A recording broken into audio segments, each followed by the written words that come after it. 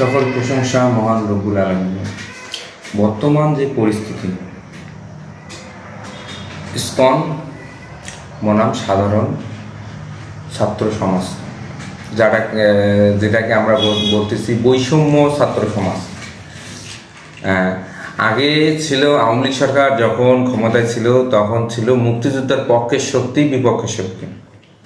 কোথাও কোনো কিছু হইলে এ হচ্ছে মুক্তিযুদ্ধের পক্ষে, এরা রাজাকার, এরা হচ্ছে মুক্তিযুদ্ধের বিপক্ষে। এখন হচ্ছে বৈষম্য ছাত্র সমন্বয়।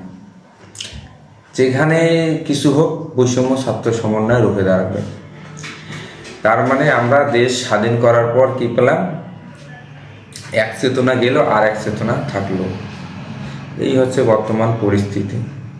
আপনারা সকলেই ভালো থাকবেন, সুস্থ থাকবেন। আসসালামু আলাইকুম।